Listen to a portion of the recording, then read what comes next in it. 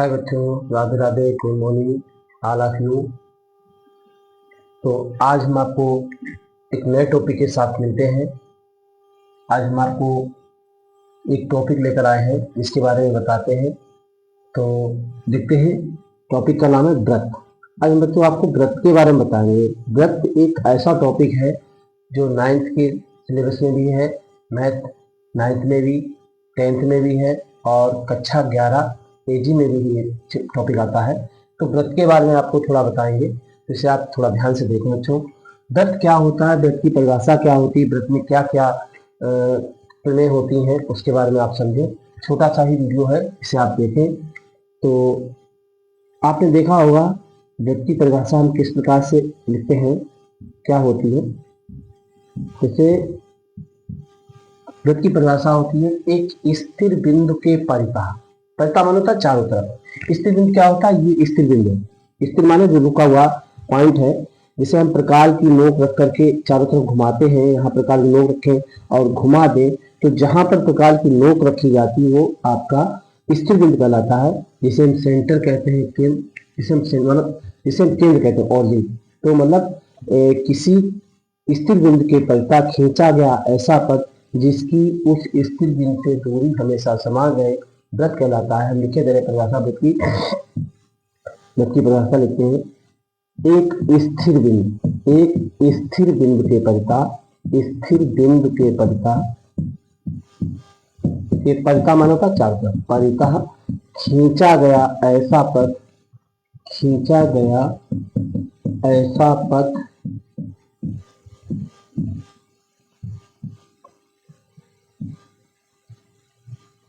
जिसकी उस स्थिर बिंदु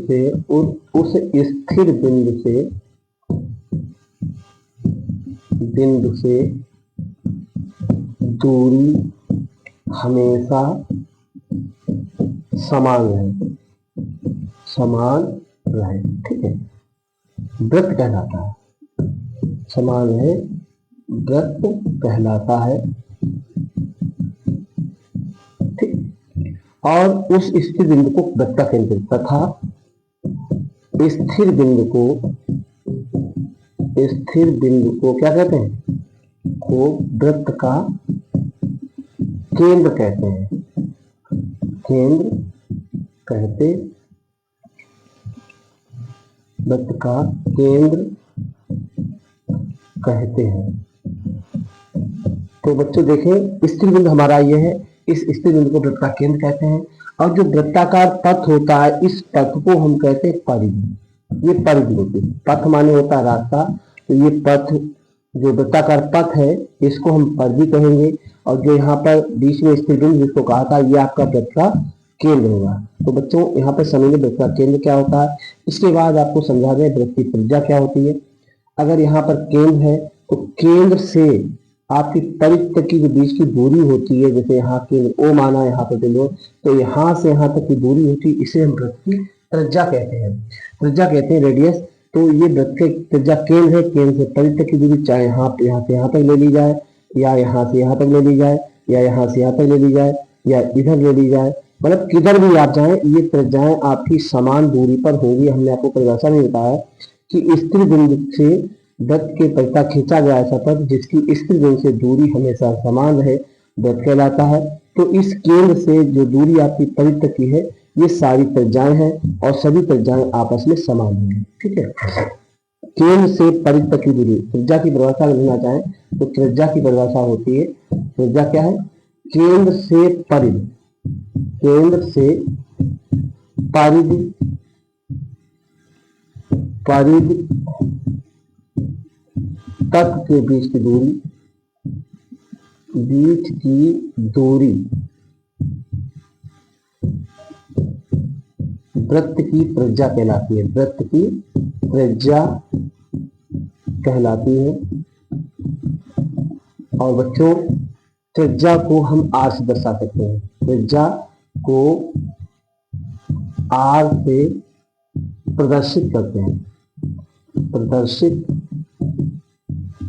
करते हैं, ठीक है बच्चों। तो हम त्रिज्या को R से दर्शाएंगे। त्रिज्या केंद्र से परिधि के बीच की दूरी होती है और इसे आर से दर्शाते हैं।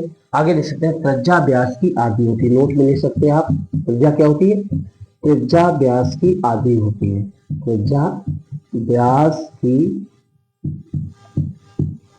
आधी होती है, आधी होती है, त्रिज्या व्यास की आधी होती है। तो बच्चों त्रिज्या व्यास की आधी होती है, केंद्र से परिधि के बीच की दूरी त्रिज्या होती है और सभी त्रिज्याएं आपस में, किसी एक वृत्त की सभी त्रिज्याएं आपस में समान होती हैं।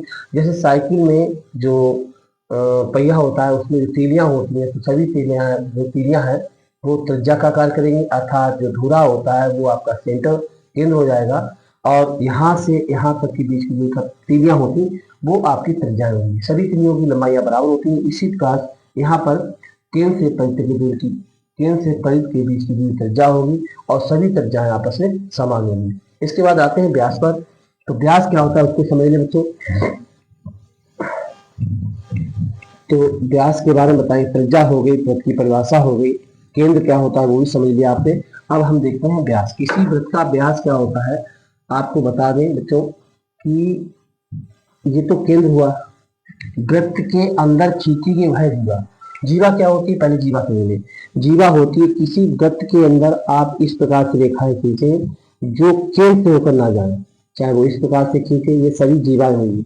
ये सभी जीवा हम खड़ी खड़ी ऐसे भी खींच सकते हैं। वृत्त के अंदर खींची वह रेखा जो केंद्र से होकर ना जाए वो जीवा कहलाएगी। अगर केंद्र से जाएगी तो वह वृत्त की सबसे बड़ी जीवा होगी जो व्यास नाम ले सकते हैं, जिसको व्यास कहते हैं। ठीक है, तो जीवा क्या होती है, पहले जीवा आप समझ लें। जीवा वृत्त के अंदर,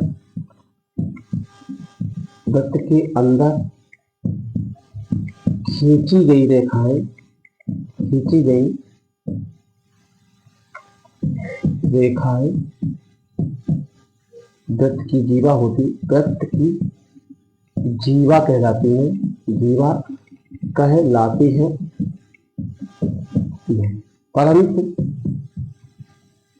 परंतु वह जीवा जो केंद्र से होकर जाए, केंद्र से होकर जाए व्यास कहलाती है, व्यास कहलाती है, जो वृत्त की सबसे बड़ी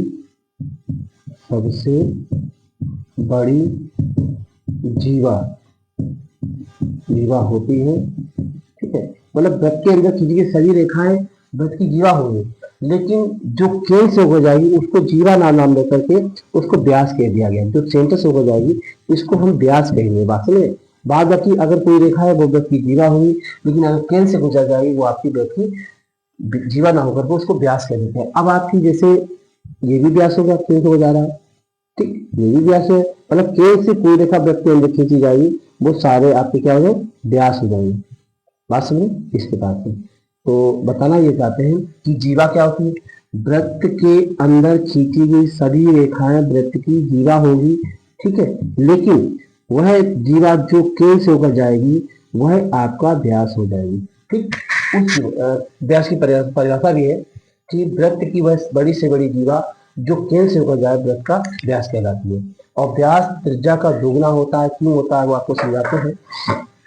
व्यास तो आपकी व्यास की परिभाषा होगी। वैसे व्यास क्या होता है, व्यास देख सकते हैं हम, वृत्त की वह बड़ी से बड़ी जीवा, वह बड़ी से बड़ी जीवा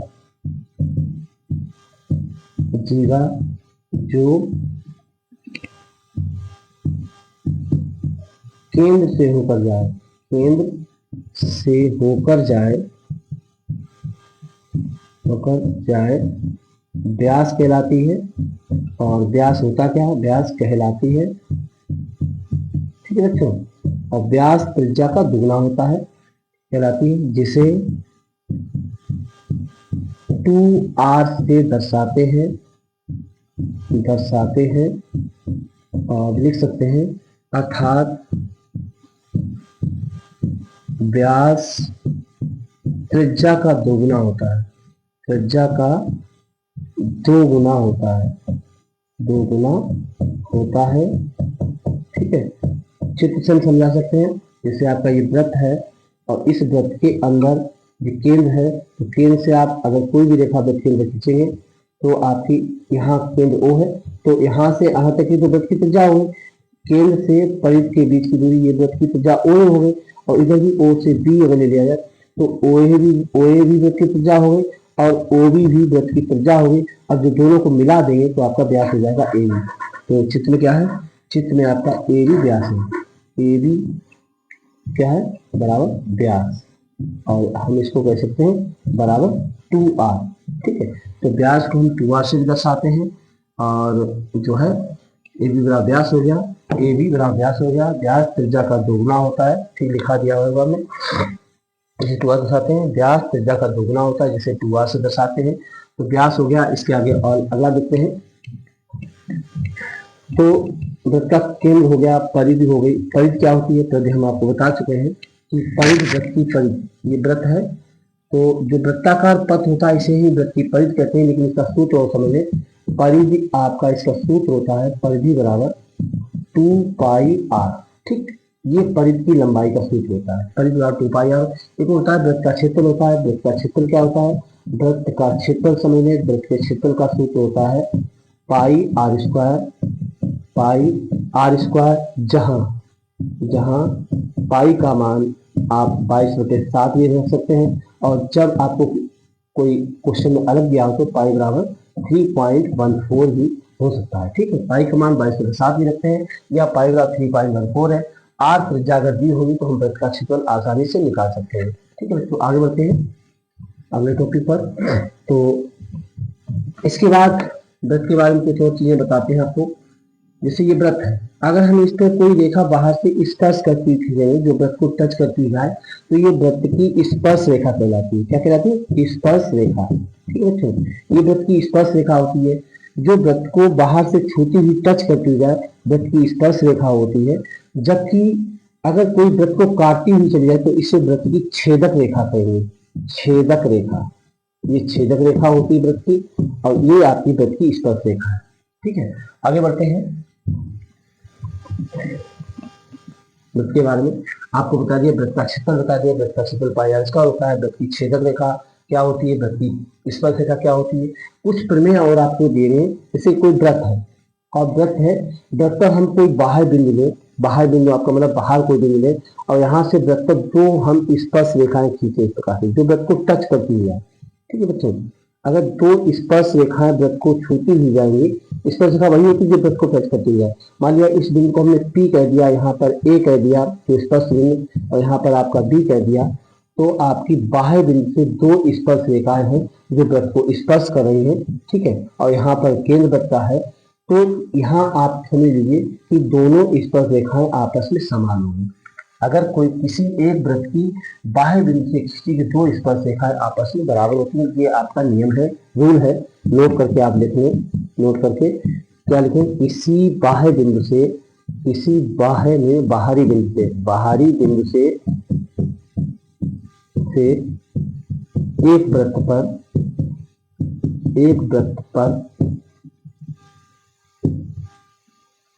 ठीक एक वृत्त पर खींची गई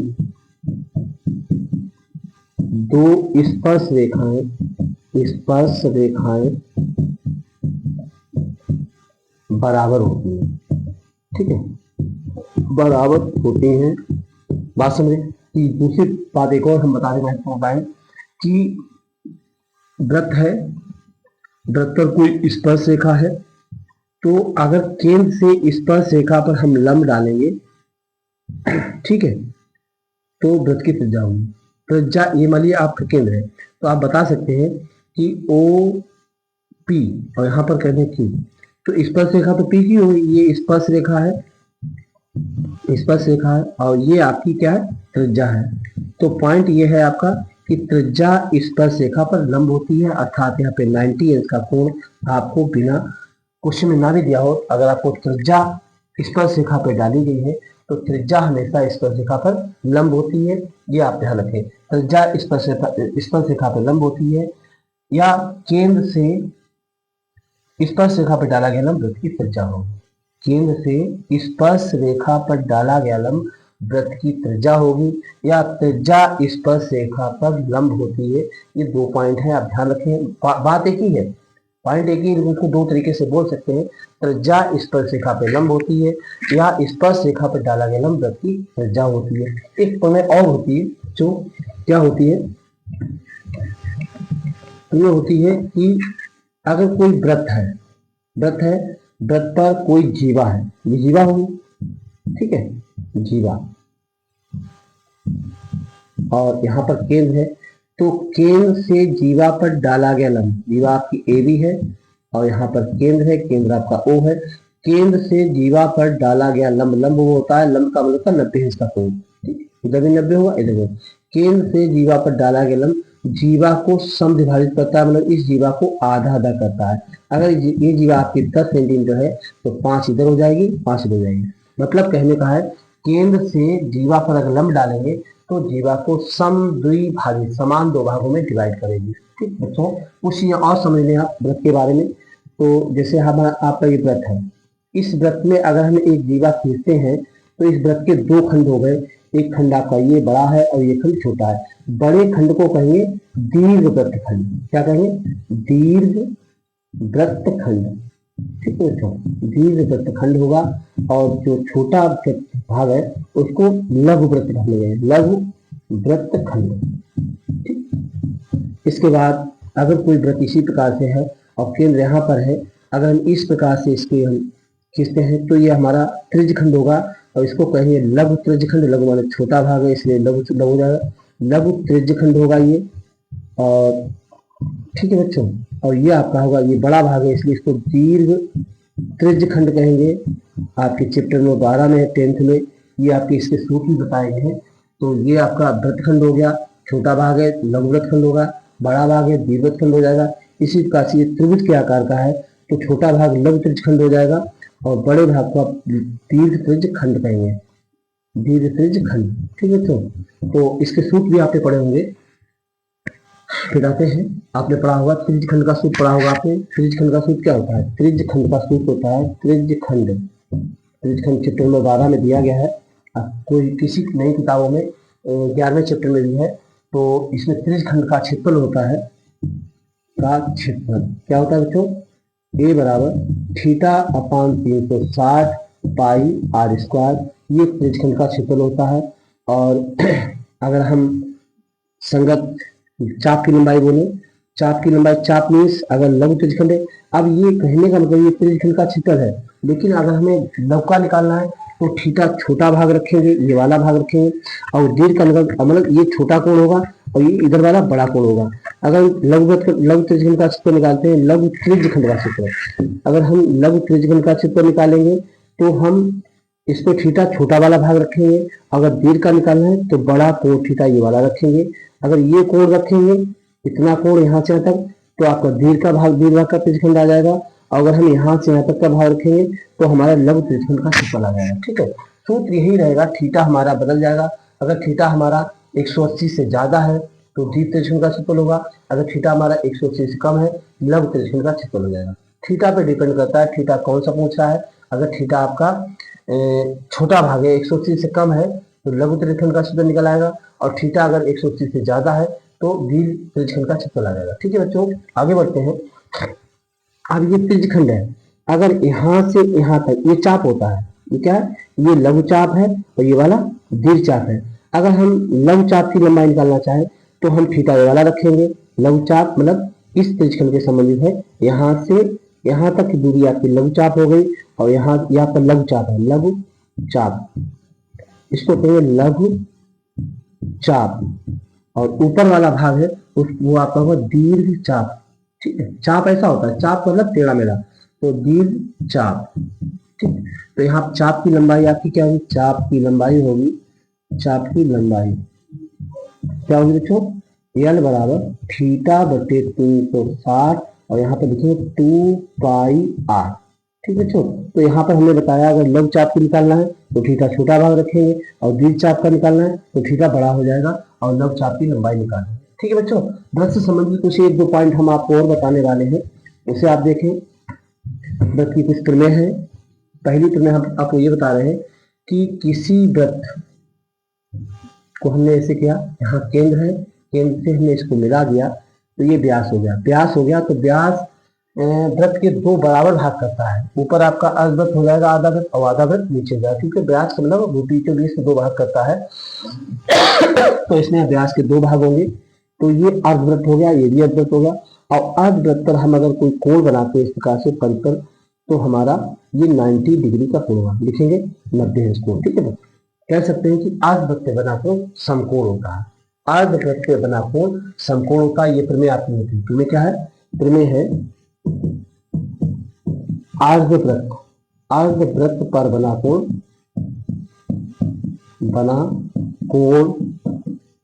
समकोण होता है। बच्चों ये आप 2-3 बार वीडियो देखेंगे तब आपको समझ में आएगा। कुछ चीजें हो सकता है आपको पहली बार ना समझ में आए।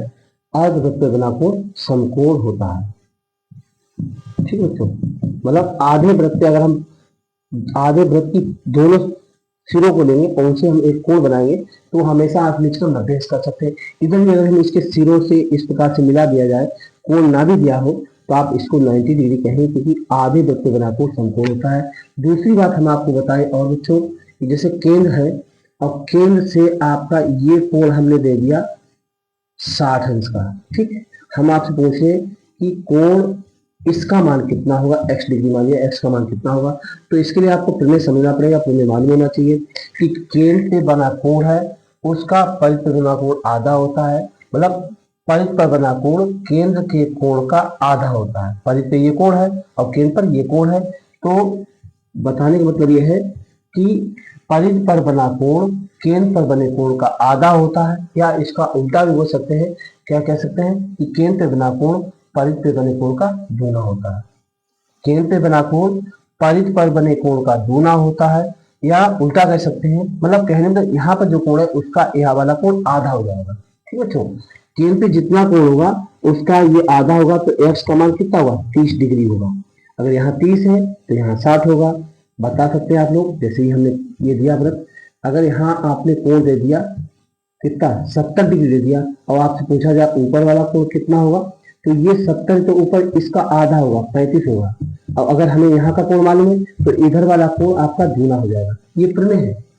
परिध वाला कोण केंद्र के कोण का आधा होता है, केंद्र पे बना कोण जो है परिध के बने कोण का दूना होता है। मतलब यहाँ ज्यादा होगा, दुगना होगा, यहाँ आधा हो जाएगा। ठीक है बच्चों, ये भी एक प्रमेय है, इसे आप समझ लो।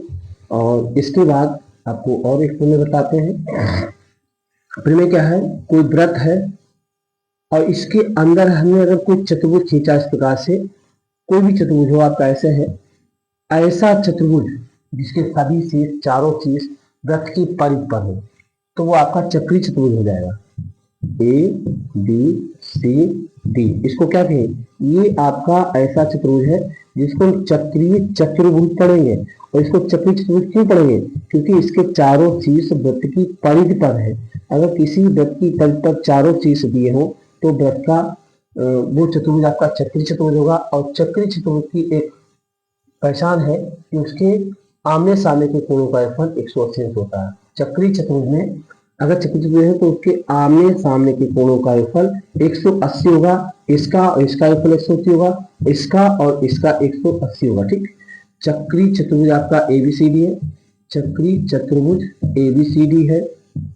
और ठीक है, जिसमें आपका क्या होता है, अगर कोई चक्रीय चतुर्भुज है तो उसमें सम्मुख कोणों का योग 180 होता है। इसमें आपका कोण A प्लस कोण C आमने सामने के कोण है, इनका योगफल 180 अंश होता है। इसी प्रकार से आमने सामने कोण B और D है, तो कोण B और प्लस कोण D बराबर भी आपका 180 होगा। ठीक है बच्चों, तो ये चक्रीय चतुर्भुज संबंधी हो गया। एक प्रमेय हम आपको और बताएंगे, उसे आप समझ लें। उसमें क्या होता है? प्रमेय यह है कि अगर कोई वृत्त है, ये वृत्त है आपका, तो हमने यहाँ से जीवा खींची है। अब इसके दो भाग है, एक भाग ये, एक भाग ये, तो एक ही वृत्तखंड के कोण समान होते हैं। ये भी एक वृत्त की प्रमेय है। मतलब क्या है कि एक ही, ये जैसे आपका यहाँ पे जीवा AB है, अब यहाँ से हमने एक कोण इस प्रकार से बनाया है। वृत्त के जीवा के दोनों सिरों से बना कोण ये है, जितना कोण यहाँ पर है। इस प्रकार वृत्त की जीवा हमने से दोनों सिरों से ये भी कोण बनाया है, और वृत्त की जीवा के दोनों सिरे लेकर के ये भी कोण बनाया है। लेकिन ये कोण आपके, ये एक भाग आपका यह है, इस भाग से दूसरी ओर यानी बड़े भाग में है। मतलब इस वृत्तखंड के दो हिस्से किए थे, एक तो आपका ये हिस्सा, एक हिस्सा ये, तो एक ही हिस्से में, एक ही भाग में, एक ही वृत्तखंड के, ये वृत्तखंड बड़ा वाला द्वि वृत्तखंड है, ये लघु वृत्तखंड है। इतना आपका जो हमने छायांकित भाग किया, ये आपका कैसा है, ये लघु वृत्तखंड है। तो लघु वृत्तखंड, और ये कैसा है, दीर्घ। तो दीर्घ वृत्तखंड के एक ही साइड में हम कहते हैं एक ही वृत्तखंड के कोण समान होते हैं। तो हमारा अगर ये कोण 30 का हमें मालूम है, तो आंख मिचकर ये भी 30 का होगा और ये भी 30 का। कहने मतलब एक ही साइड में जीवा द्वारा एक ही साइड में बने कोण, एक ही वृत्तखंड के कोण आपस में समान होते हैं। अगर हम इधर भी बनाना चाहें तो इधर भी हमारा यही होगा कि अगर हम यहाँ पे कोई कोण दर्शा दे, ये वृत्त का दूसरा भाग है, तो इधर हम ऐसे एक कोण यहाँ पर दर्शाएं और दूसरा कोण आपका यहाँ दर्शाएं, तो जितना कोण, अगर ये कोण 50 का है तो ये भी आपका 50 का होगा। ठीक है बच्चों, तो इसको देखें आप, ये भी वीडियो आपका 2-3 बार चला के देखें, तभी आपको एक एक टॉपिक समझ में आएगा। ठीक है बच्चों, पढ़ने का प्रयास करें, समझने का प्रयास करें। अगर कोई चीज ना समझ आए तो आप कमेंट में भेज सकते हैं बच्चों। इस वीडियो को आप देखें और इस वीडियो को हम यहीं पे समाप्त करते हैं। बच्चों अगर वीडियो हमारा अच्छा लगे तो लाइक करें, सब्सक्राइब करें, और ठीक है, तब तक के लिए नमस्कार।